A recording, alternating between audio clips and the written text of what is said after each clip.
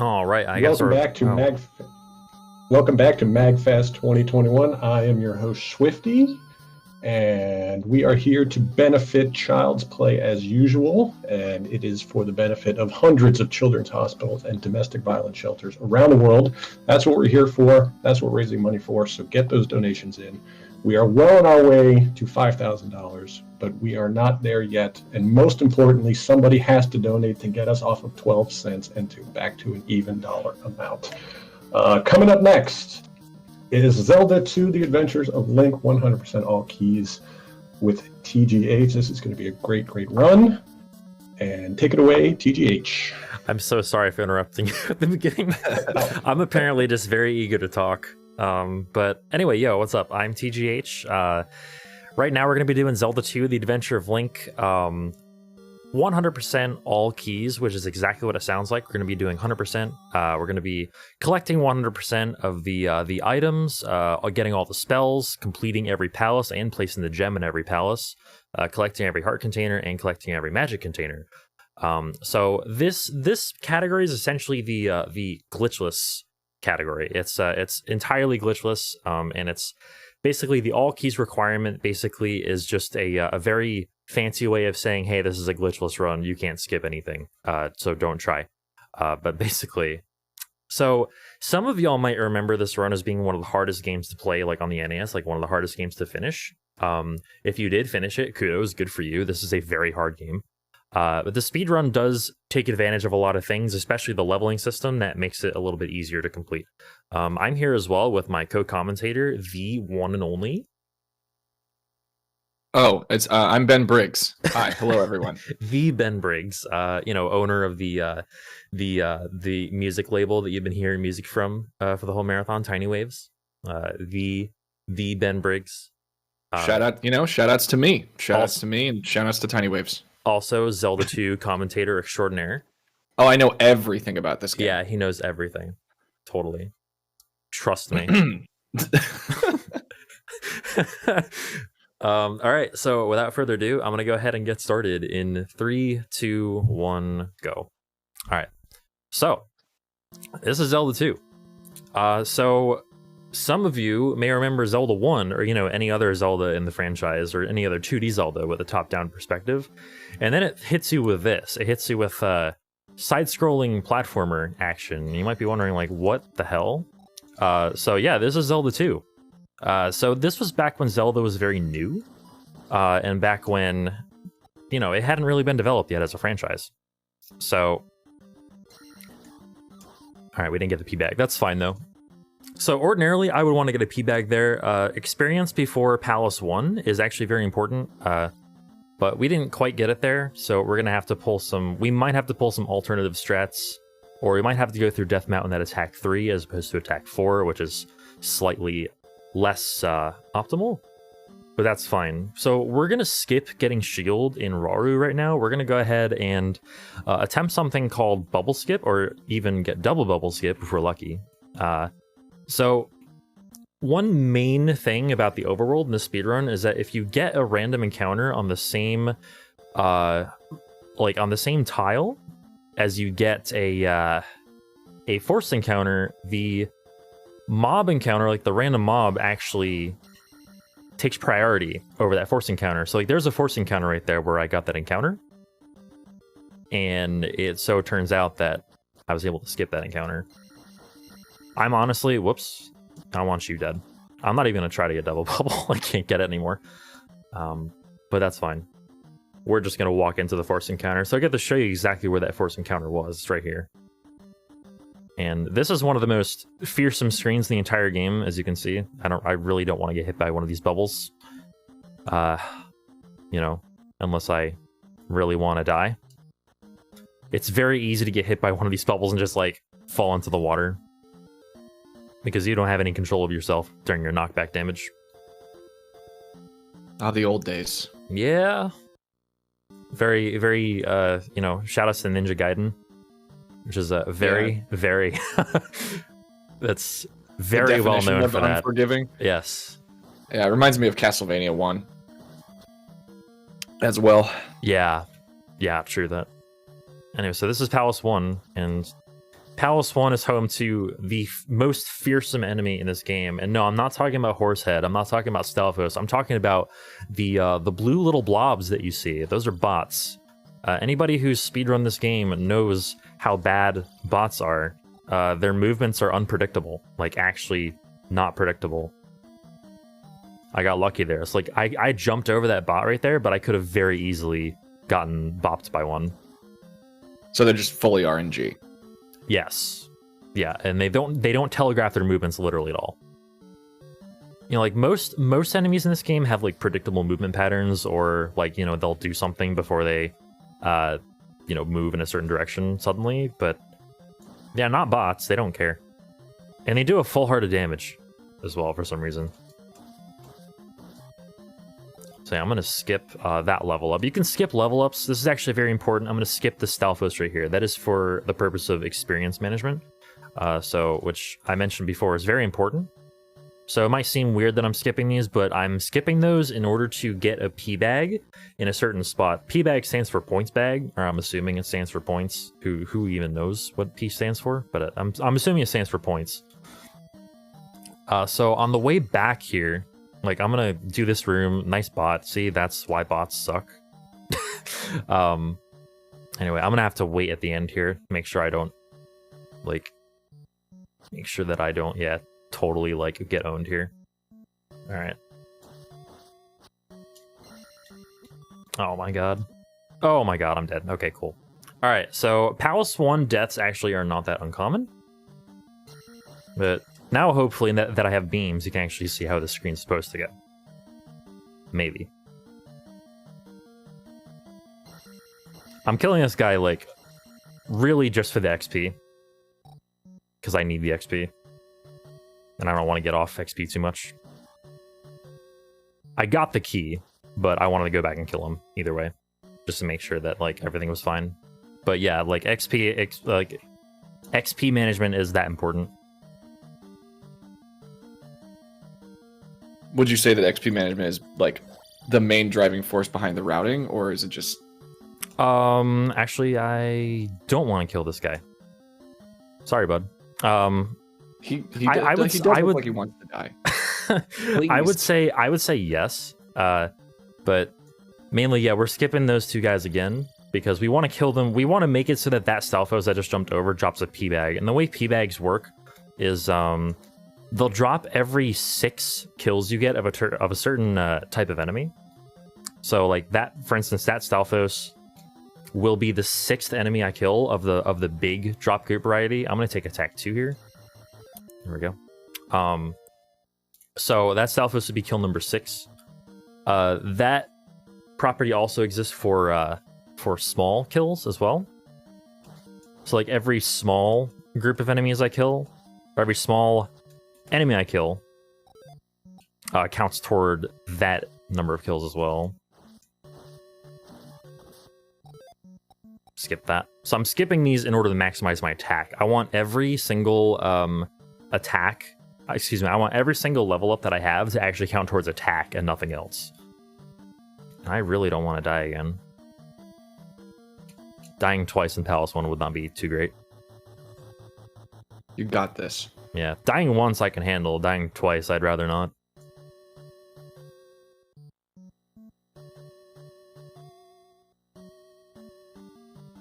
I'm just gonna slash this guy. There we go. Alright, so this Stalfos right here is gonna drop a P bag, and I'm not gonna leave Palace 1 with attack 4 unless I get a P bag from that Stalfos and a P bag from the last enemy in this dungeon. I didn't get that P bag, so I'm gonna go ahead and just, like, you know, resort to attack 3 strats through Death Mountain, which is fine. Yeah, Death Mountain is the end of the extent of my understanding of this game at all, in any way. I picked this game back up as an adult and was like, wow, this is actually really fun. I'm really enjoying myself. This is super unique. I love the leveling, yada, yada, yada. And then I got to Death Mountain and it was like, oh, I'm not having fun anymore and I'm never going to play this again. This guy can also drop a P bag. There we go. I will take attack Nice. 3. And I'm going to... Okay. So I'm going to actually take life 2 off of Horsehead. So his is Horsehead, the boss of Palace 1. I can't imagine why they named him that. I would have called him Reverse Centaur, personally. Yeah. Yeah. Alright, I'm gonna take life 2. Like I said, I almost skipped it. Like a dummy. So there's a particular order to what you upgrade. Yes. Yeah, definitely. So taking life 2 there is basically just kind of safety. I'm gonna skip that level up to keep the XP. So that we have an extra 100. Should be fine. Should be totally fine for Death Mountain and for experience. So leaving... Okay, that was close. Leaving Palace 1 with attack 3 can create problems with experience because we want to leave Palace 2 with a certain attack. We want to leave Palace 2 with attack 6. If we don't leave Palace 2 with attack 6, we're in trouble. That's all I'll say. We shouldn't leave, especially with this 100 extra experience that I had, thanks to that last Iron Knuckle dropping a P-Bag in Palace 1. I'm also going to kill this guy. There we go. Thanks to that Iron Knuckle dropping a P-Bag, I should be fine for XP. So that was what allowed me to take life 2 and also leave Palace 1 with 100 extra. Wow, excuse me. Palace 1 with 100 extra XP. Try saying that 5 times fast. Extra XP. Extra. That's well, good. 100 extra XP. I don't know why the 100. Yeah, the you're probably better off. I don't know why the 100 in there like adds to the difficulty in that phrasing. I want to give a quick shout out to Carl Germ who said Bojack Horsehead. Just want everyone to hear that out loud. So, I think pretty much every town in this game. I think every town. Yeah, it is every town. Every town in this game has a wizard that will teach you a spell, and normally. So, normally it requires you to like do a sort of errand for like the person who lives in that house to like say, hey, come meet my father or my whatever, like, you know, come learn this spell. In that case, getting the trophy in that cave actually allowed me to enter that house and learn the jump spell, which is going to allow me to access the rest of the world, or at least go through this cave. So now we have the jump spell, and we're going to enter what's known as Jump Cave, because you need jump to enter to complete the cave. Excuse me. I'm gonna skip everything until I can level up my attack. Actually, like literally everything. It was a nice toenail block. Yeah. Yeah, the Gorias in this game. Yeah, by the way, these are Gorias. Shout out to Gorias, an enemy that never showed itself past this game, I'm pretty sure. Or maybe it did. Someone correct me if I'm wrong.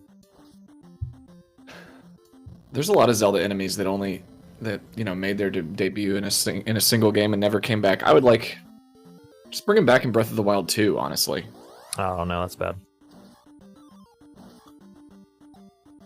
So yeah, Overworld Encounters, the way they work is they mostly... Oh, nice. Thanks for moving out of my way there. So they're mostly random, but they can be predictable. Like they can, they go by a sort of system that I'm not even gonna try to fully explain. But basically, the bottom line is their movements can be predicted to some degree.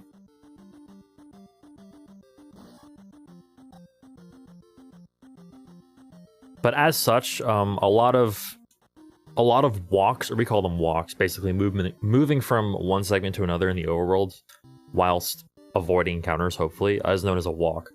A lot of walks are made consistent by walking a certain way, or like walking over certain tiles, etc. Getting encounters on certain tiles in some cases helps you to avoid further encounters, etc. And it takes a lot of experience and knowledge of the game to really know the encounters in depth and where to go and how to avoid them.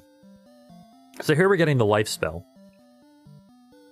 And as far as you know, we're totally only getting the life spell because it's required. Definitely not because I need it. Definitely not because I need it. The life spell allows you to refill your life. So it's definitely not safety strats. Totally don't need it.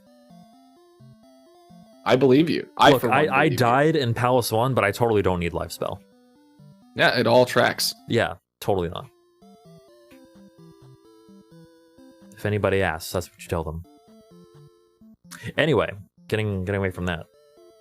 So, I'm also going to refill my magic here because attack 3 through Death Mountain can be... You know what? Screw it, I'll refill life too. So normally you would want to have attack 4, but you weren't able to do that because of circumstances? Yes. Okay. Yeah, so like ordinarily this would be a reset for like PB attempt for me because attack 3 through Death Mountain does lose at least a little bit of time. Like I feel like it loses, like in a best case scenario, it loses like 20 seconds. Yeah, and obviously I knew that. I'm just asking for chat. Yeah, for sure. For sure. What's also nice about a refill in that town is that it gives you beams, so you can do that.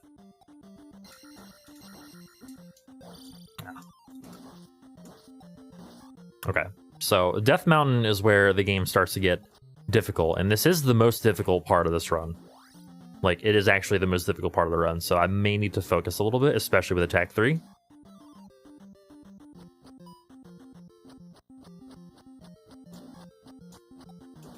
Oops. Luckily, I do have life queued. I believe I have life queued. I'll just make sure I do. Okay, good. In fact, I'm going to use that right now. Okay, so right there, you actually might have noticed that, like, ordinarily that Daira with attack 3 takes 5 hits to kill. I actually seemingly killed it in 4. I did something called a double stab. A double stab is when you do a falling, standing... This is going to sound ridiculous. A falling, standing stab followed immediately by a jumping, rising crouch stab. So if that was a lot for you to digest, it's also a lot for me to digest. Don't worry about it. And I wasn't able to do that there because I kind of had myself handed to me there.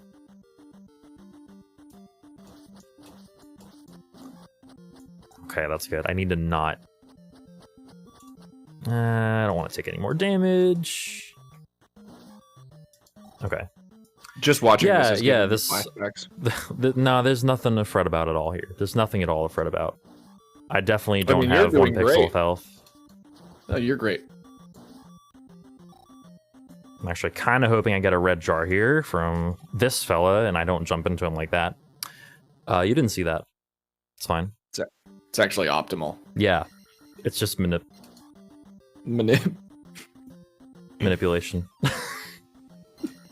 I mean, this genuinely is, like, arguably the hardest part of the game. Oh, yeah, for sure. Luckily, they're... Oh, come on. Please.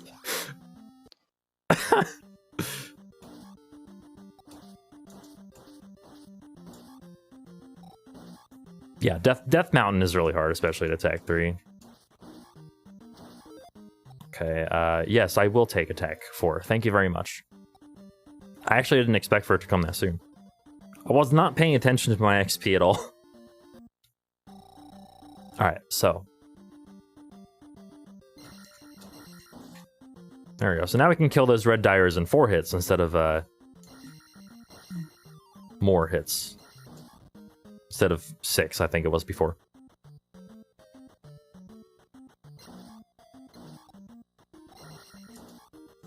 You'll see how much faster those orange Dairas go down too. We're about to get the hammer, which is going to open this game right up. There we go. Alright, so luckily after Death Mountain, right in the graveyard area, there is a 1-up I can get. We do get generally most of the 1-ups in this run because we do tend to death abuse in Palace 4, but now that I've died twice, I'm probably going to end up not death abusing. Whoops. Alright, here's the hammer. We got it. We got there eventually. I'm actually going to life up and take this red jar. I got 2 red jars in Death Mountain, which is not fantastic. But since I did get that P bag in Palace 1, that 1 P bag, we're fine. So I didn't actually mention like how exactly P bags drop. So you know exactly where that drop is going to happen with the the 6 enemies that I mentioned. Like after every 6 enemies, you get a drop from big enemies. However, you don't know what that drop's actually going to be. It could be either a P bag or a red jar. The P bags are always worth 200, and the P bags generally are what you want. But red jars fill up your magic completely, as opposed to blue jars, which only fill one square or one rectangle, whatever, one bar.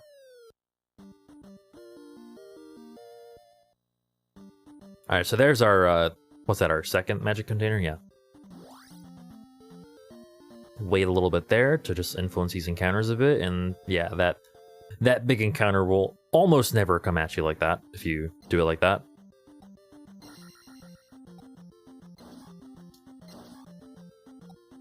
All right, so Death Mountain is over, and now I can breathe a tiny bit, especially with full health coming out of here.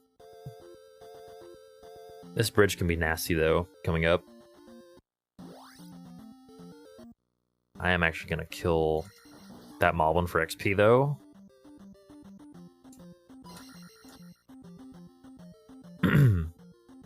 The red Dyra on this next screen, along with the bubbles, can be, like, super trolly. Alright, that's fine. It's really the bubbles that can be trolly. The Dyra, I think, like, is fine, but the Dyra coupled with the bubbles can be... ugh. The bubbles are the most deadly enemy in the game. Yeah. It's just it's just really hard to fight a Dyra with angry water below you.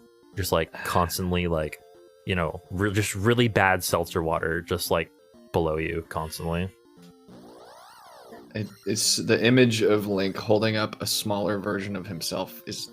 never stops being funny. If that doesn't compel you to play this game, I don't know what will.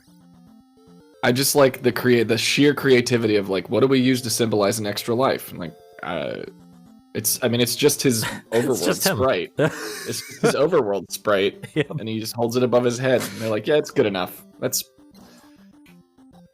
not like you don't know what it is. You know, if you've played a video game, you're like, yeah, that's an extra life. But it is comical. Like, somewhere in this world, there's just, like, tiny Link dolls lying around. Everywhere in the world there is. And we actually get another one coming right out of here, too. We get another Link doll. He looks so happy, too. He is. He's incredibly... He's always, like, incredibly happy whenever he picks up an item. My favorite, though, has to be the Link's Awakening remake for the Switch. Like, he always looks so incredibly happy. Oh, yeah. When he picks up an item. He's just elated. And it's great. Yep. And that's a game that you run quite extensively. Yes. I run a lot of Zelda games. I run, especially classic Zelda games. Like, I run Zelda 1, Zelda 2, Zelda 3. I tried to do something called a Slink there, and it didn't work because wow. I'm sorry. I didn't. Yeah. So, all right. So go on. A slink is very hard to explain. I'm gonna get this. Okay.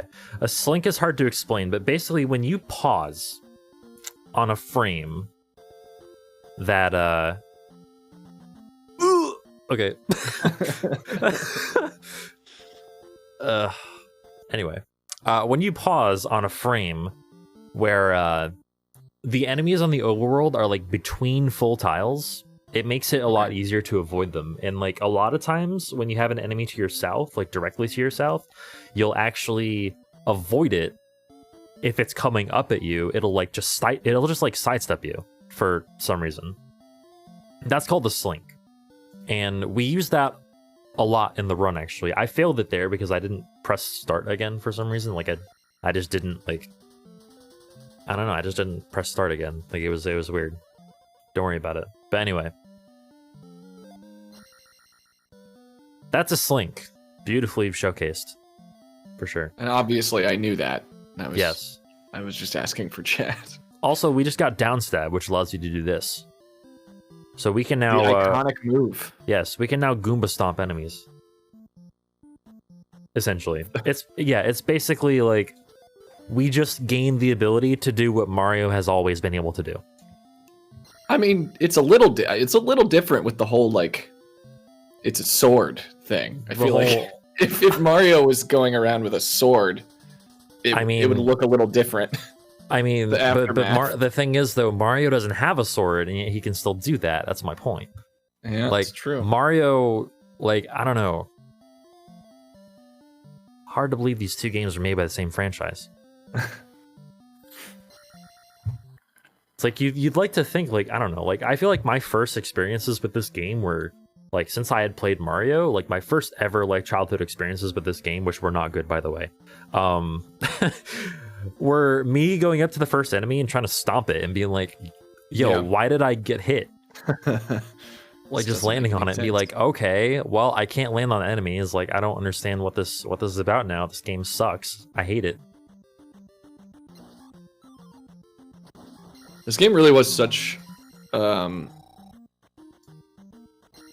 was such a risk. It was such a wild take for, you know, the second game in the series after the first one was so insanely groundbreaking and popular.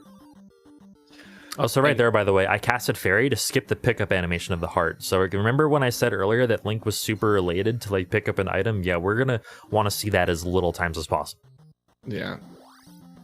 We don't want to see Link happy. That smile. Take a picture of that smile and hang it up in your locker. It's for the sake of the speed run. This is a speed run. For the this is not a happy run. This is a speed run.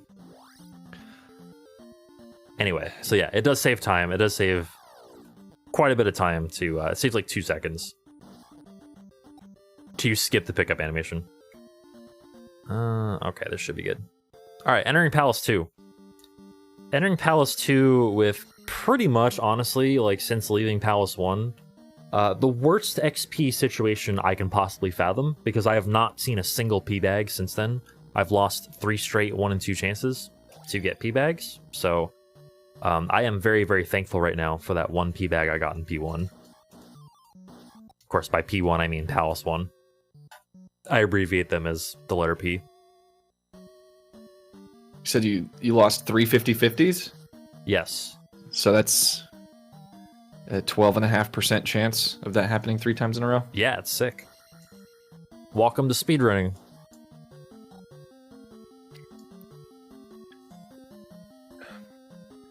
I do wonder what it was like for people when this came out, you know. And it also makes me like people who really played the first game and really played this one, and then Zelda 3, A Link to the Past comes out and it goes back to the original formula, but it's so upgraded. Yeah. It's like seeing the first Star Wars in theaters for the first time. It's one of those like past media experiences that I wish that I could like feel or understand. Yeah. Of course, really I wasn't in culture. Of course, I wasn't alive when this game came out. I was born in '93, so like, you know, I wasn't even born when Link to the Past came out in '91. This was this 80 87. 87. So at least 87 in Japan. It might have been 88 in NA. I'm not sure. Well, my if my brain existed, it wasn't working properly yet. So. So I was born in 88. Let me know when that starts happening. When your brain right? starts working properly. I'm still waiting for that day. Checks watch.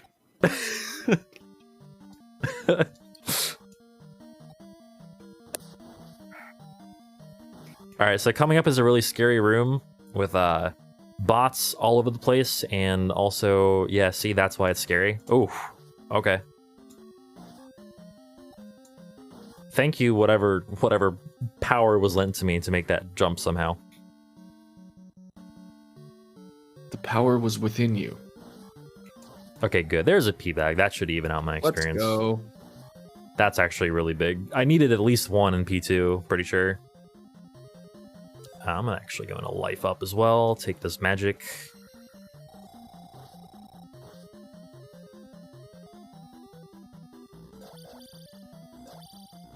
Alright, so we're about to get the Power Glove.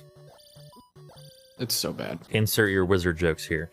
But anyway, the Power Glove is going to allow us to break blocks like the ones you will see randomly falling from the ceiling in this room.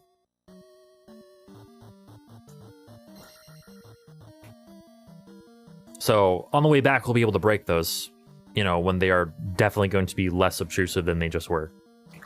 Actually, I Can want you to break kill them this. with your head? If you have upstab, sure. So really, the real story of this game is Link gaining Mario's powers. Yes. Yeah, of course. It's Link's quest to gain Mario's powers. It's Link's quest to become more like Mario and save the real princess. You just spoiled the entire plot of Zelda 2. Plot? Yes. The whole... You even like do it to actually no, well you do it to wake the sleeping princess. You don't do it to like save princess from Bowser. I mean Ganon. You do it to wake up Zelda from a sleeping spell that's been cast on them by Ganon. Ugh, that's disgusting. Luck. I do wonder where the Stalfos are, or how they are attached to the wall before they fall. They don't fall from the ceiling. They're clearly there. I don't know. On the wall somehow. Yeah, it's like even in Palace 1, you can tell that the game very obviously does not expect you to enter the room from a certain side, because one of the Stalfos is just hanging on the ceiling, like in their like crouch stab or in their like down stab animation. Like I don't know if you noticed, but in Palace 1 there was a particular screen where that happened. Jokes aside, I think it's cool that they, you know, because they did a side scroller for the combat stuff, they were able to play with verticality like that. And, you know, Stalfos falling from the ceiling carried over into A Link to the Past, so. It did. And also Ocarina of Time, I believe. Oh, cool strat here, by the way, if I can pull it off. Nice.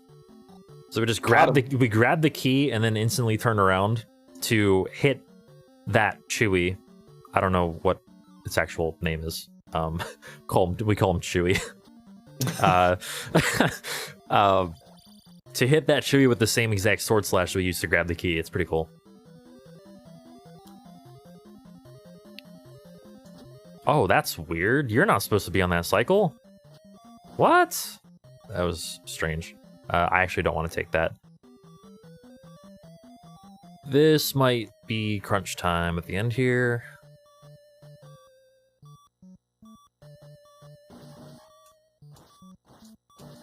I kill one or two of these guys just to try and get a okay. I don't know which one's gonna drop my jar or pea bag. Nope. There it is. Okay, so we'll actually use this to life up for a little bit of safety. Very nice. This is Helmet Head. There it goes. And he's dead. Thankfully, I was able to life up.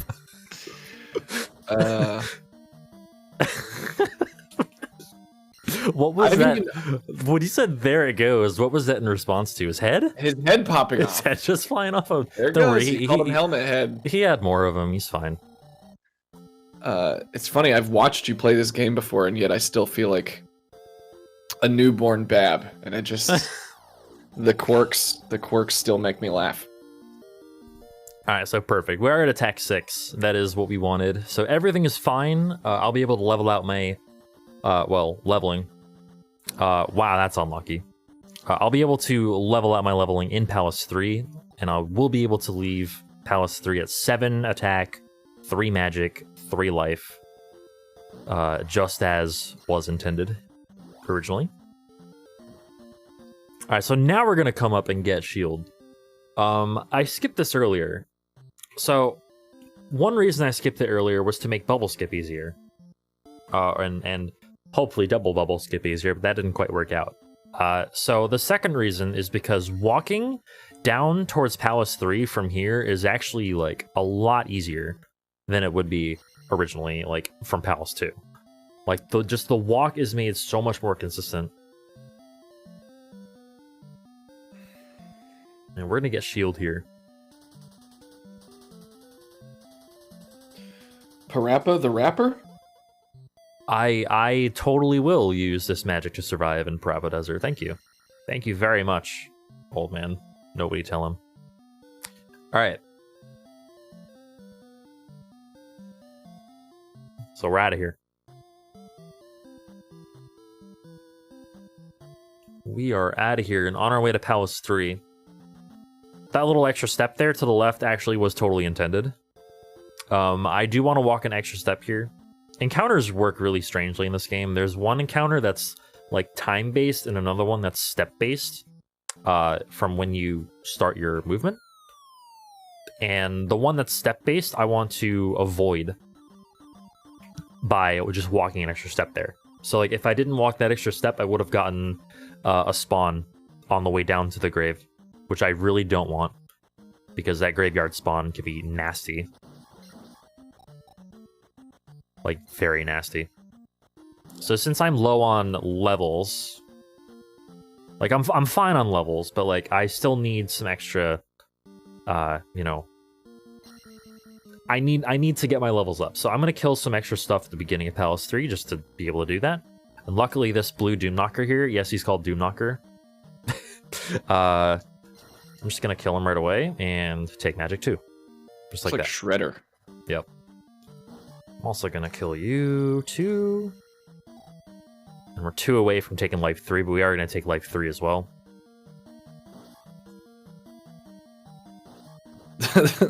Those skipping guys make me laugh. They yeah. They don't even look like they're really trying to threaten you. Like they're just going about their day. No, they're just here to like deal drugs. Yeah, they're having a really good one. They look like drug dealers. It's an in-joke. On my stream, don't worry about it.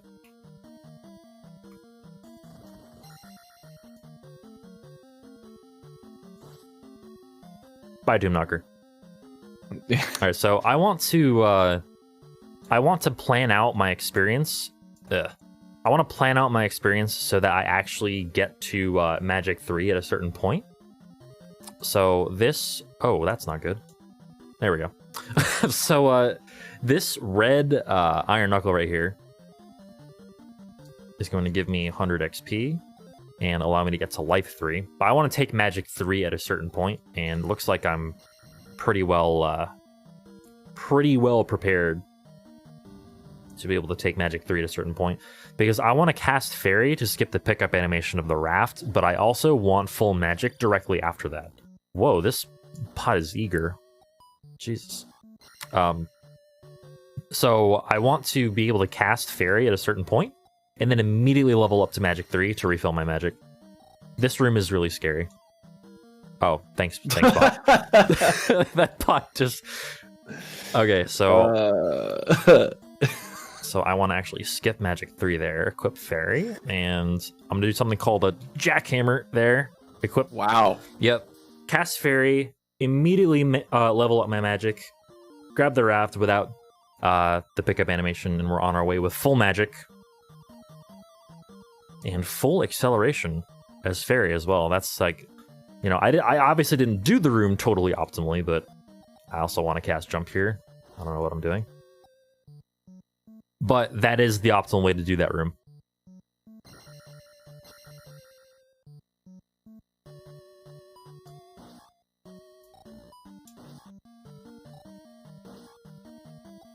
Alright, so on our way in Palace 3.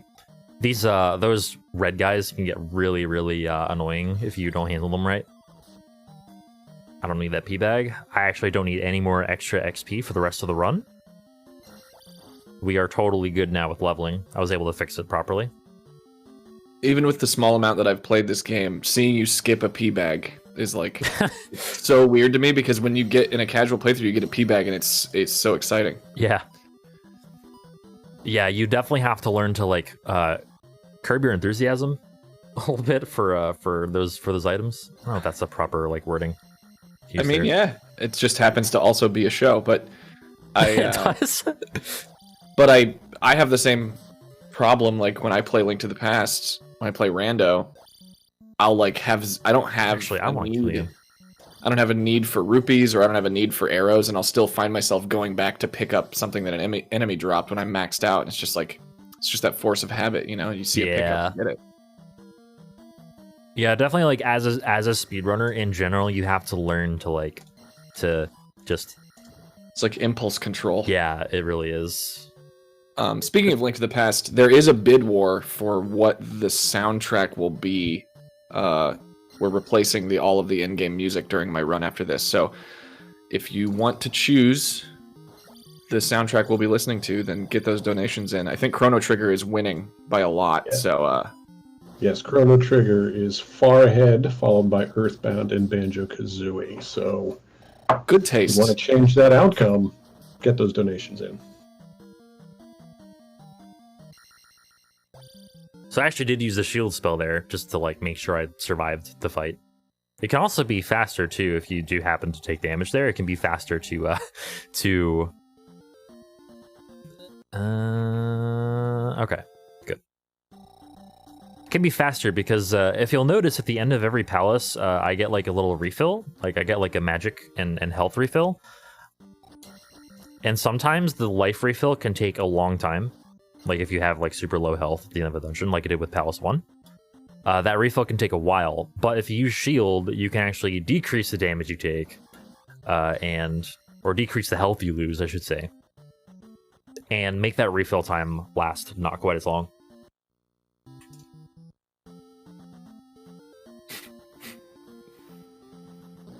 Oh, come on, you. That was rude. So right. For the last... Oh, sorry, go ahead. I was gonna say, like, that... Nope. Oh, that's not good. That's not good. Okay, I actually really don't want to lose beams here. Okay, we managed to get out of there. Juked him. Yeah, I did not want to lose beams here because this cave... something weird about encounters in this game is that the way they move actually can depend on how much time you spend in the underworld screens. So since I didn't really slow down there at all, I should be able to just move this certain way in this screen and never get an encounter. Boom. Like that. So what the enemies actually do, not necessarily where they spawn, but what they actually do is determined by how many frames, I believe it's within an 8-frame window, how many frames you actually spend in the fight screens, in like the underworld screens, the battle screens with enemies. So if I were to spend like maybe 5 more frames in that screen, I would have gotten totally different like directions of enemies. And you're gonna see that, you're gonna see an example of that being used to my advantage on the way to Darunia, the town where I get the reflect spell. So remember how I said earlier as well, how you get, I'm gonna get another one up here. Remember how you said, or remember how I said, excuse me, not you.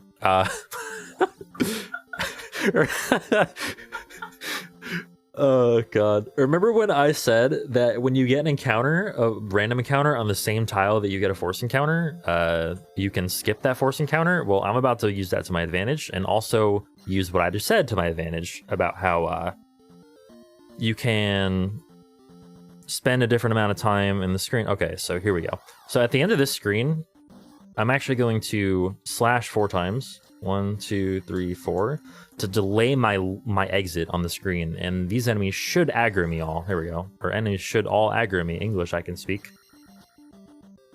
Excuse me. God, when I have very much difficulty speaking English sometimes. I apologize. Anyways, here we are in Darunia, and oh, I actually want to refill my. Oh no, no. Right. No, stop it. I want to refill my magic. There we go. A lot of the characters in Ocarina of Time are named after the towns in Zelda II. Yes. Forgot about that. Yeah, like almost every one of the sages. I didn't forget that, but chat probably didn't know, so I knew that. I think actually all of the sages in Ocarina of Time are named after towns in Zelda II. Yep. So the legacy of the game definitely lives on. Well, yeah, and it's like, you know, the downward slash, they brought it back for Smash. Like we were talking about the Stalfos falling from the ceiling. It was actually a pretty influential game in terms of, I don't know, retaining elements throughout the series. Yeah, and side-scrolling elements too, they brought back in Link's Awakening. I'm a little disappointed they've never brought back the weird green grasshoppers from Link to the Past, though. Bring back weird green grasshopper enemies. Or don't. That's fine too. Those guys do two whole hearts. Yeah, they have no business being that. Yeah. Is it me, or am I giving myself all the tongue twisters this run? They do 2 whole hearts. I don't know. I think things are generally harder for me to say than for other people. I really enjoy the number of people standing in featureless, windowless, furnitureless rooms. Yeah. I mean, we're just coming in and infiltrating this dude's basement. And he's like, oh, what are you doing here? If I teach you to spell, you'll go away. And he just kind of teaches us. That's his whole day. It's just standing in that corner. Mal, by the way. We read that sign in order to influence these encounters. So RNG actually rolls while you're reading the sign. I didn't want to take that damage. That's fine. As long as I don't get hit again, it's fine. I really don't want to get hit again. Okay. Yeah, those levers are like, they hit like trucks. Fine. Okay. That's a slink, by the way. Ah, yes. The classic slink. Yeah, that was a slink. That was what I was talking about. Okay, and we're reading good. That too far into it. Is it called a slink because the enemy is south of Link? You might be right, actually. I have no idea. I don't know. That's a good observation. One I never made. That's why I'm here. Because I know everything about Zelda II, The Adventure of Link. That's genius. What the hell? I never thought of it like that. I never thought of that. Okay, so now we're in a maze. We are in an amazing maze. And we are on our way. We are on our way to Palace 4. It's a classic Overwatch reference for all you Zelda fans. By the way, in case you're wondering, like, how I'm able to like turn around and block shots that are coming from behind me or anything. So one really interesting and one really fun actually movement quirk in this game, or movement mechanic, is that you can hold down while you're in the air and change direction while you're in the air, which allows me to like slash backwards without losing a single frame of movement. Wow. Yeah, it's actually really cool. Like when I found out that was a thing, like when I first started running this game, I was like, wow, like that's super nice. It just feels good. You forgot that pee bag. Yeah, I forgot it. I need to go back and get it.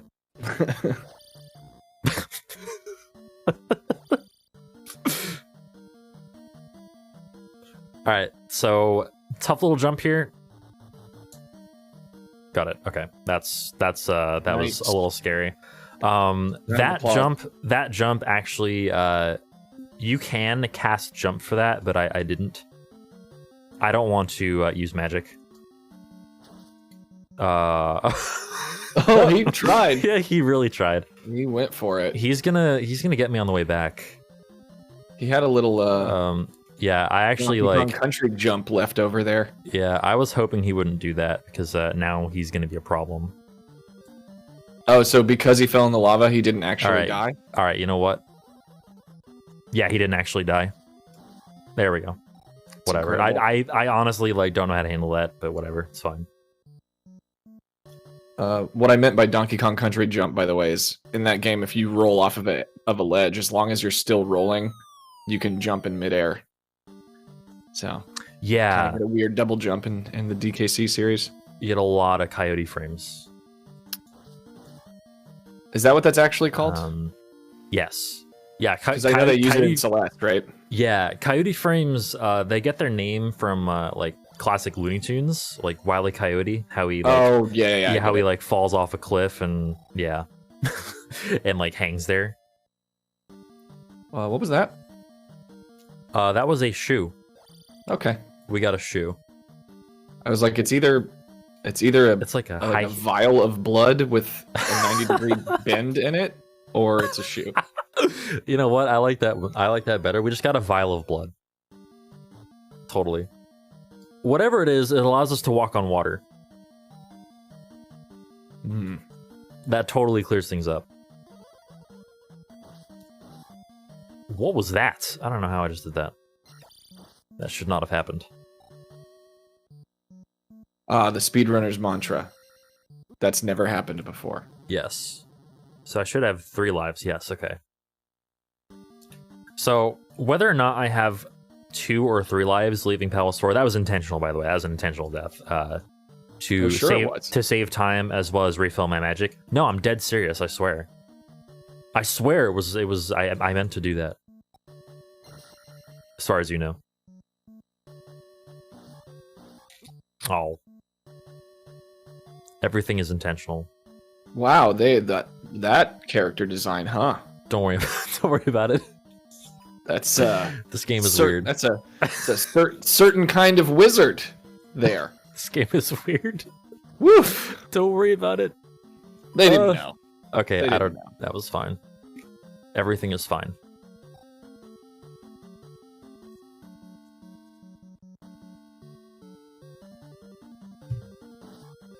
Are those whiz robes? They are not. They are actually wizards. They're just called wizards? They are wizards. In the manual, they are called wizards. Wizrobes are not in this game. These white hooded characters called the Great Wizards. Sorry. It's okay. They're literally whiz robes. They have the same. That's so funny that they're not called whiz robes. There are enemies in Palace 5 that are like wizrobes, but they're called magos. Oh no. Yeah. Moving on.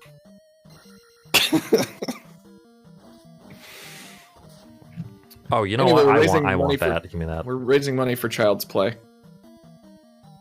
Yes, we are. Everyone should donate for the kids. Oh, I didn't want to miss that. Jokes aside, Child's Play has genuinely been my favorite charity for, I would say, the better part of a decade. Because back when I first found out about them, it was the main thing they were doing was specifically providing video game consoles for bedridden children that are in the hospital. And I was like, that is the coolest thing I've ever heard. Like, any chance I get, that's the charity that I choose to support. So yeah, it really genuinely seems like a great cause. Like I actually hadn't heard of Child's Play until this, but yeah, that's really, really a great cause. Oh wow. Yeah, I mean, I know they've expanded to it's not just video game consoles, and now it's just like fulfilling wish lists for bedridden kids. And I think they also include like domestic abuse survivors and stuff now.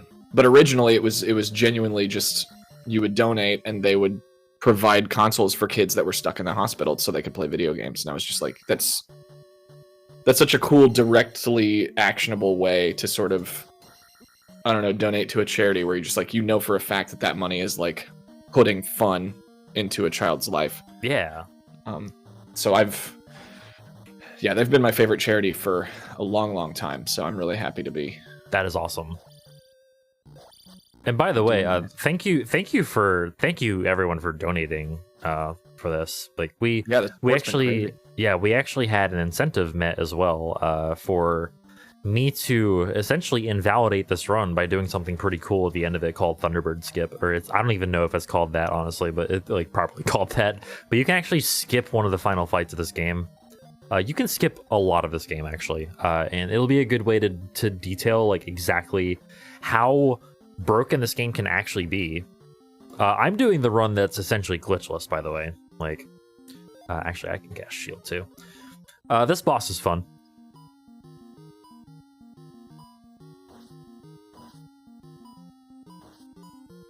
I need to focus. Shh, I need to focus. Sorry. Okay, all right, we did it. Whew. All right, that was close. That was perfect, by the way. Yeah. That boss is genuinely annoying, because it's entirely RNG. It's entirely luck-based. You just crouch in the corner and hope he dies fast. Yeah. Yeah, but anyway. So this run is like... This is basically like the glitchless run. So yeah, see, now we can walk on water with the boots. Those are boots, by the way. With the power of my one boot, I will walk on water. Yeah, he's got to hop on one foot across the water. So coming up at the beginning of this, so this is actually not a glitch that I'm about to try to perform, but it is a sort of exploit. It's a damage boost. So it's called Eco Key, or as I like to call it, Ego Key, because you know, your ego deflates if you miss it. But anyway, so the premise of the trick is I'm going to stop on a certain like point on the screen. I'm going to cast jump, and I'm going to stop at a certain point on the screen, right there, and damage boost off the bubble to get up there. That's pretty. It's both okay. So it's not as tight as it might have looked, but it's still pretty tight, and I'm still happy to have gotten it. That saves 14 seconds, either 12 or 14, I forget. Yeah, because the game actually intends for you to like cast fairy to get up there, and then I forgot to kill you, and then leave the screen and come back, because you can't pick up that key as a fairy. Like you need to slash items to get them in this game, or you need to slash keys at least to get them. Right. These are Magos. Oh. This room is also pretty annoying, or it can be annoying. Please don't be annoying. I need 2 blocks to spawn on top of each other here. Oh boy. And of course they just all, yep. This is great luck. Oh, this is great. Oh, this is great. Wow. That's that's really trolly, actually. And now I can't get the key. Okay, I'm going to... Oh, God, please. Okay. We're out. And Link's face remains expressionless. Yes. In the face of all of this crap. Link is fine. And by that I mean fine TM. Alright, but we are actually fine thanks to Upstab. Shout outs to Upstab. God, that enemy was perfectly placed. Something I meant to ask you earlier is how many times would you have reset by now? Considering how much let's experience you have not with this go game? there. Oh, I'm not asking. I was not asking how bad you're playing. Let's not go there. To me, it's more in reference to how good you are at the game that you would have reset. If you don't want to answer, it's fine. I was just curious. Let's just say I definitely there are a lot of reset points where I definitely would have reset if like let's see, I would have reset upon not getting the P bag 30 seconds into the run. That's just me personally though. Like I mean, you don't need that P bag to get a good time, but it's you know, Nice wall clip. Yeah, I turned on no clip for that wall clip. It's another one that Link learned from Mario. It's a cheat code.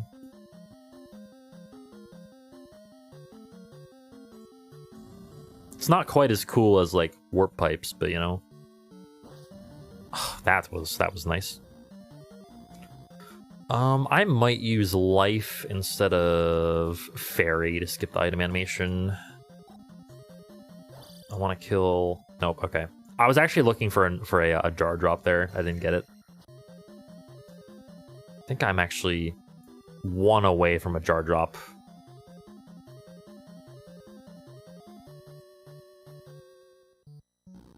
Alright, so yeah, I'm actually gonna life up here and then grab the hidden thing. It's right there. The hidden thing, you know. Of course. Ooh, that was stylish. Wow. Shoutouts to mashing down. Oh, one thing I didn't mention, by the way, is that so the down stab is actually really strong. Like it's one of the most important skills to have in the game, for sure. So enemies actually don't have any iframes in this game, like 0 iframes. So you can take advantage of that by I'm gonna do it again here. And there we go. So you can take advantage of that when an enemy like that is like right up against the ceiling. You can just repeatedly mash down to downstab and it'll hit him over and over and over and over. So like essentially what I'm doing there is I'm getting like, ooh, jeez, I'm having a lot of good downstabs this dungeon. What I'm doing there is I'm like getting like on top of them / inside them. Don't make any jokes about that, please.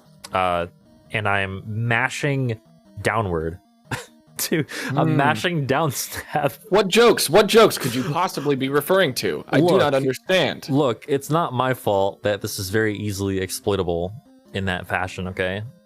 It's not my fault. I swear to God, I did not intend for that.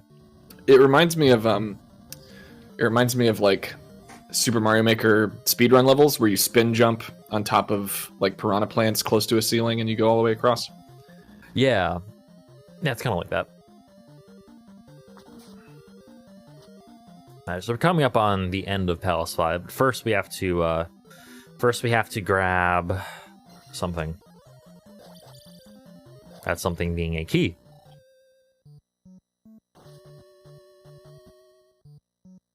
I don't need that pea bag. Yeah, these enemies, by the way, these Moggos are super annoying because they what? Okay. Because they spawn completely randomly in the room you're in.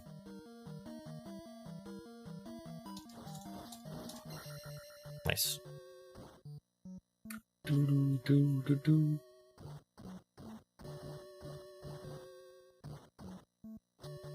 Little musical upstabbing there. It's optimal. Yes. Oh, that's not what I meant to do. Alright, I'm probably gonna life up and shield before this boss, because this boss is extremely strong.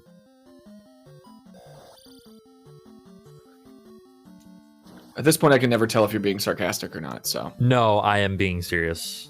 I'm gonna life, and I have 1 bar left to shield. He's a big boy. Yeah, he hits like a truck. See? Dang. Oh my God! Come on. You got this. All right, there we go. All right, Clutched so that was Guma. So he dealt 2 hearts to me, two full bars of damage, despite me having casted shield, which essentially halves the damage you take. Wow. So yeah, he's strong. He's a big one. I was actually very fortunate to have closed that fight out. He gave me some really awkward patterns. Big boy. All right, so now we're gonna come up here. I actually forgot to equip Fairy. So one interesting thing about level ups in this game is that they take like half the time to happen when you happen to level up in a town rather than an overworld encounter. So we take advantage of that here. We're actually gonna level up 4 times here in the town. Like as soon as this experience ticks up like that, we're gonna take Magic 5, Magic 6, Life 5, and Life 6. And then we're gonna save the rest for later. Do not take Attack 9. Attack 9 doesn't exist. Oh. Attack 9, all taking Attack 9 does is give you a free life, a 1-up. Oh, right, I need to give you water. So they let you take Attack 9, but it doesn't do anything. It just gives you an extra life? Yes, but...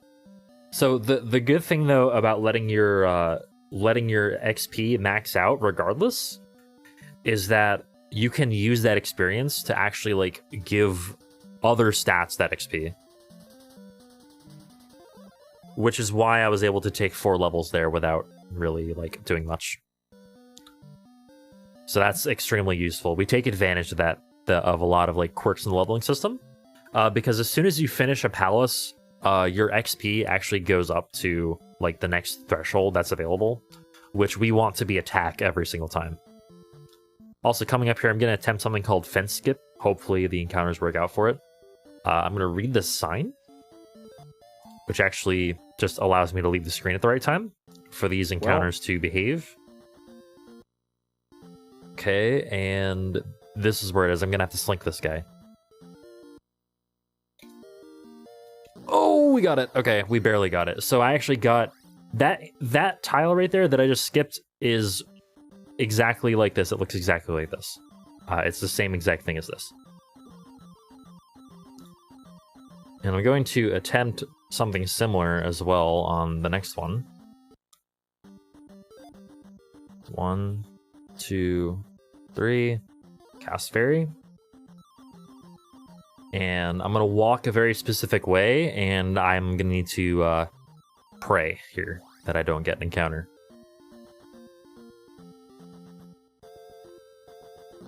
Oh, I didn't do it right. I was supposed to walk up into the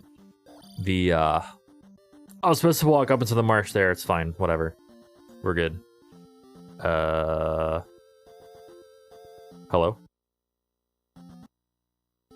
Okay. That's totally the intended way to do that.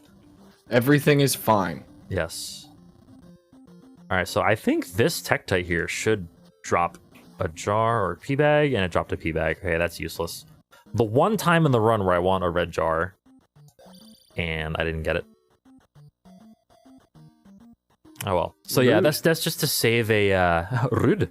That's just a way to save a trip to the. Hello? My A button didn't work. There we go. Jesus. By the way, the hammer also serves as a wood cutting axe. To uncover an entire village? Yes. You think that they'd be a little upset? I mean, I would be. It also looks like your woodcutting axe removed most of their rooftops. Yeah. Yeah, totally did. I don't know. Just have a normal one. Maybe it's a hammerhead on one side and like just the metal axe on the other. I don't know. Remember the magic word. Remember the magic word. I'm not gonna tell you what it is. Don't forget. It's word. That's the magic word. I'll prove it to you. He's actually an old rapper. Yeah, I'll prove it to you right here. Ready? Word. There it is. A word? A word? Word. Oh my god. Alright, so we're here to do 3 things. 1 is get the spell. 2 is get that magical key from the erected tower that we just erected there. And number 3 is to get the last magic container from this house over here, because once you get 7 magic containers, this woman's like, oh, you are worthy, and you can grab the last magic container.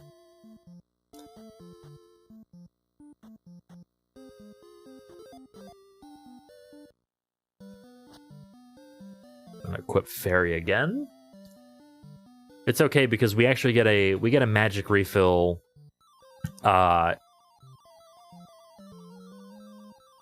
from that jar.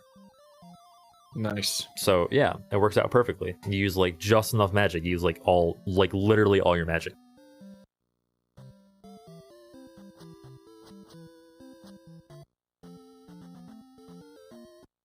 Alright, so we're going back, and I need to actually pay attention on this next screen to exactly how I get hit and how many times I get hit. So like, okay, so that's a forward knock.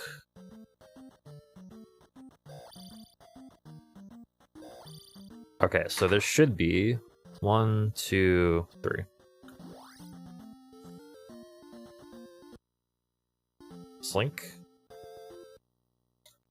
Slink. Nice. Nice. That's actually really good.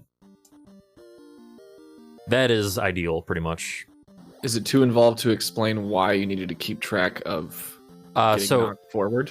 Yeah, so it has to do with the enemies behaving in the way I want them to in the overworlds, based on, which is in turn based on how much time exactly I spend in the previous screen. I think I mentioned that earlier. You did, but I didn't know if taking damage was a different part, or is that just how you figure out how many slashes you need to do at the end? Yep, exactly. It just basically determines like what I need to do. I knew that, obviously. Yeah, but awkward level up right there, and the jump. Okay, we're good. It's not their fault that they don't know anything about Zelda 2. I'm here for them, really. No, it's fun. It's fine. We're good. This room is fun. Ow. Nah, that wasn't a very fun room, actually. Oh, I forgot to, whoops. I forgot to do a certain strat there to get rid of that fireball. That's fine. We get I'm actually not, like, the only thing I'd be concerned about there is the loss of magic, if anything. Because there's an invisible hole in the floor in that room that I just jumped over that you couldn't see. Because this game has, like, fantastic game design. But yeah, it's 80s weird. game design. Yeah, it's like classic 1987 Nintendo. Apparently, Rebenak the is back, by the way. manual- The boss of Palace 3 is back. Oh, Not once, but twice, because he just can't get enough. well, I guess. blinked and he's dead. So Yep. And we get the cross. The cross allows us to see invisible things later on in the game. and to be absolved of our sins. Yes. So that's convenient. That saves 14 seconds. What, being absolved of your sins? Being absolved of your sins saves Saves- 14 seconds. You know what? Yeah, you're right. See, Ben knows everything about this game. I absolutely do. Skipper in the chat mentioned that the instruction manual does in fact mention that the hammer can cut down wood and reveal. Oh, well, that's great. I didn't have a manual. Let's just say that. Yeah. I miss instruction manuals, man. Ugh.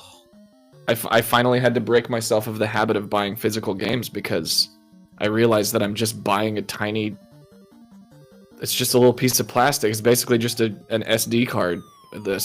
A mono-use SD card. Like, I'm not getting anything, you know? I had to finally wean myself off of it. I will say the Switch copy of Undertale has its own little children's book in it that's very cute, so that one's worth it. That is actually pretty cool. It even has like the gold spine, like the old golden spine children's book. It's actually quite nice. It's not really a manual, it's like a little art book, but shoutouts to Undertale. Yeah.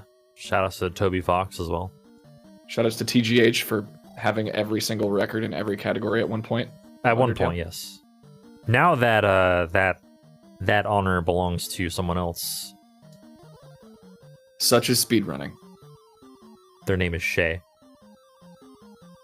Oh yeah, You should check them out. Shay's very cool. Yes. So this is Palace 6, by the way. I don't know if I mentioned that. This is Palace 6, also known as Hidden Palace. I like to call this entire section evil ranch dressing, because you have Hidden Palace and then it immediately goes into Valley of Death. So it's Hidden Valley of Death.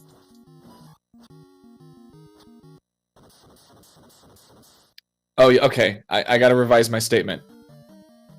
Please laugh. Buy physical copies if you're getting them from Limited Run Gaming.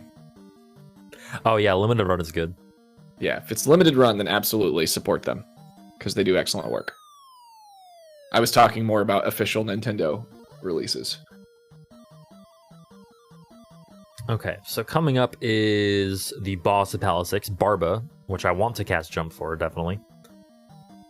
I really should not try the jackhammer strat because my lives are bad right now. So I'll do this instead. Okay, there we go.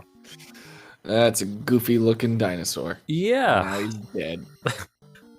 That's Barba. Also known as Volvagia. Reminds me of the Jurassic Park ride at Universal Studios. The really derpy animatronics. Oh, the jackhammer strats are faster than that, yeah. By about... They're about 2 seconds faster than how I just did that. Alright, so we're coming down on the home stretch here. I'm going to take Magic 7. And skip the rest. We want to take Magic 8 before the very end. And to do that, it is going to take some careful XP management. And hopefully I manage it in just the right way, so that I get Magic 8. Actually, you know what? No, I'm doing Thunderbird Skip. It doesn't matter. Never mind, I'm doing Thunderbird Skip. So I will be I will be doing that instead of actually fighting Thunderbird.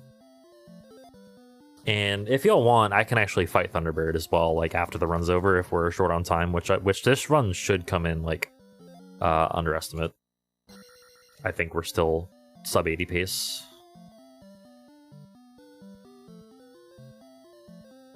There is a Thunderbird skip, and it was actually an incentive for this run, and I'll be doing it.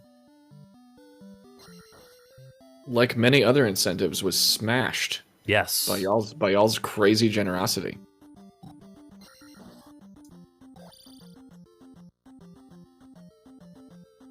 So I mentioned that Death Valley was the hardest section of the run. This is the other hardest section of the run. Especially if you do these bridges without using Fairy, which is a legitimate strat, but it is a little bit faster to do this without casting Fairy and skip the red jar. That's... Oh, whoops. I did not mean to... I didn't mean to take a full encounter there. Hopefully this still works. I didn't get that. Okay. Alright, so what I'm going to do is I'm going to do this. Well, this screen looks like a nightmare. Yeah, that's why you don't want to... You definitely don't want to take encounter there. That's why you want to skip it like that. Like I was supposed to in the first place. I'm going to grab this red jar.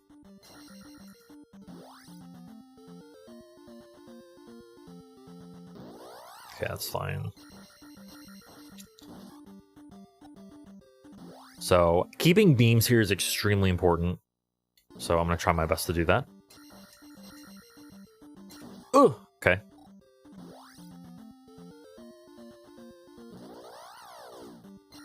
Oh my god, I jumped way too late. Alright, so I'm going to life up.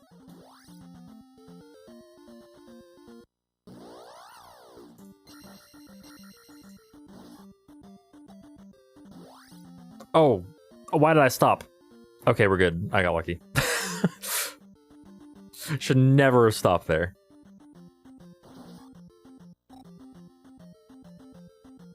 Oh, God, that was unlucky. Alright, so this here, this scorpion is called Max. Hi, Max. named after a member of the community named Scorpion Max. Shoutouts to Max. And I'm gonna try to get through this last bit without dying, and also without casting spell or anything else like fairy or anything like that, and we should be good. Experiences, okay, 5630. All right, so we should be 5930 by the time we leave here. There we go. So that's fine. But again, I can take Magic 8 whenever, since y'all were generous enough to vote for Thunderbird Skip, and for me to invalidate my run and save a minute by doing Thunderbird Skip. Actually, it's not quite a minute. Alright, so this is Great Palace, also known as the best music in the game. Ooh, that was close. Those are spicy chickens.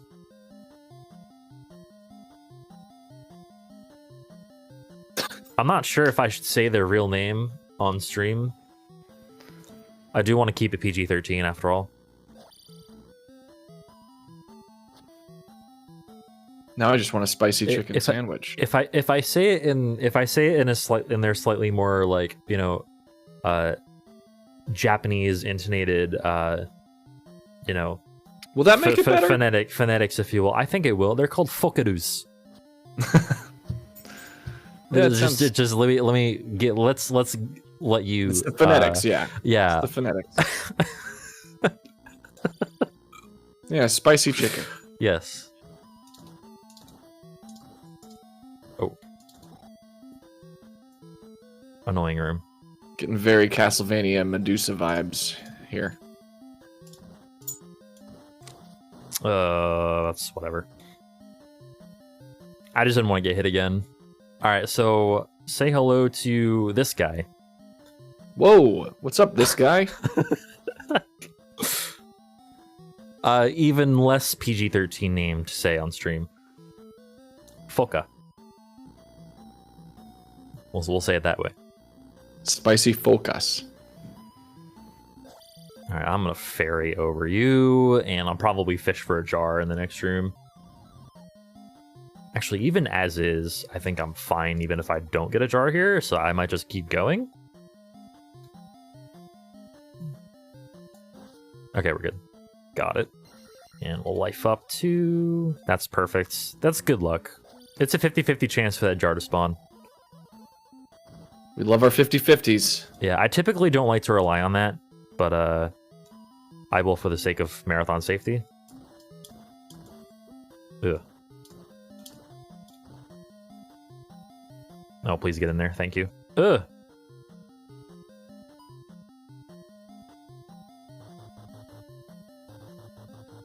I'll take Magic Gate a little later.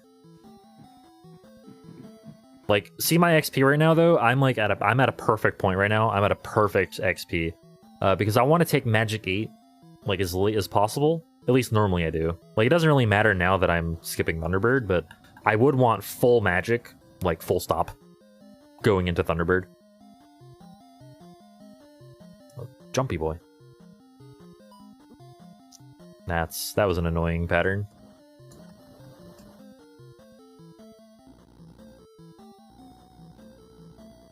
Alright, so this is looking pretty good. Actually, I'm just gonna ferry over you, why not? I have enough magic for it. And I'm probably gonna spell, just so I have enough magic like right away, I'm gonna spell the big blue blob. You'll see what I mean. I'm gonna spell you. Just to get Magic 8. There we go. Alright, so here's Thunderbird Skip. Let's do this. So I'm going to cast Jump and have Fairy ready. And I'm actually going to... thanks for donating for this, by the way. I'm actually going to wait for a certain point and Fairy inside the HUD. And that's going to put me up on the ceiling. Equip Fairy again. Do the same thing right here. And we're still on the ceiling. And... Thunderbird is dead. And here's Dark Link. This is the final boss. So time will be once Link stops moving to the right after the Dark Link fight's over. So I'm just going to hold right, and once Link stops on his own, that will be time. Of course, the strat here is just to hang out on the left side and just kind of react to what he does. And time. And that is Zelda II 100% all keys. Despite being invalidated by Thunderbird Skip. But I hope you all enjoyed that. It's a fun run. It's a really fun run. I think it's a more fun speedrun than it is a casual game. But yeah, if we have time, I can actually show off what the Thunderbird fight looks like, because it is definitely something. As well. It's 9:25 now. You can ask Ben if he's okay starting a minute later. Let's show it off. All right, cool. Yeah, it won't take long. I just need to load up my EverDrive and we'll... While we're waiting for that to happen, we got a couple of donations. One $20 from Magic Meter. Zelda 2, yes. I don't know how to pronounce that many S's, but there's a lot of them. And another $20 from Studley Lemon. I've never played Zelda 2, and after watching this run, I have no desire to in the future. Great job, TBH. Thank you. And just as an update for the Link to the Past coming up, it doesn't look like anything's going to catch Chrono Triggers. Unless some mysterious benefactor comes in and drops like $400, $300 on Banjo-Kazooie or something. $259 on Earthbound would tie it. Okay, Earthbound is a solid second choice. I thought it'd be closer, honestly. I thought it would be closer. But Chrono Trigger's just that good. Really is. It's truly the video game soundtrack fans' video game soundtrack. Alright, so here's the Thunderbird fight. I'm only going to do this once, so hopefully it's a good one. I'm going to equip life, or excuse me, jump, shield, reflect, and we're going to cast Thunder once he comes on screen to actually, make him able to be hit. That was perfect. I'm really glad that was the only fight I did. That's pretty much the best fight you can have. So that makes me almost sad I didn't fight him in the actual run. But hey, you know what? That's what Thunderbird is. That's what Thunderbird looks like. All I was right, gonna say, I so think the with, Thunderbird Skip took more time than that fight. with that being said, thank y'all so much for checking out this run and for watching this marathon and donating for such a great cause. I've been TGH with my commentator Ben Briggs, and we're just gonna do a little switcheroo. Actually, Ben's gonna be running open mode Link to the Past randomizer, forced all dungeons in a little bit, and I'm gonna be commentating for them. So yeah, and you know, well, I'll say at the beginning of my run, but just lower your expectations. That's all I'm gonna say. Look, you're gonna do great. Come on. Oh, I'm gonna do great. I'm just like, I am far from the fastest randomizer runner, so you know, I'm just doing some expectation management. It's gonna be a fun time. It's gonna be a great run. I'm really excited about it. And thank you everybody for donating for both the Chrono Trigger soundtrack and like quadrupling or quintupling the goal to force me to do all dungeons. I appreciate that. Thank you. But really, it's awesome. Child's Play is an excellent charity, so keep those donations coming. And then, yeah, I'll see you in about 10 minutes. Peace.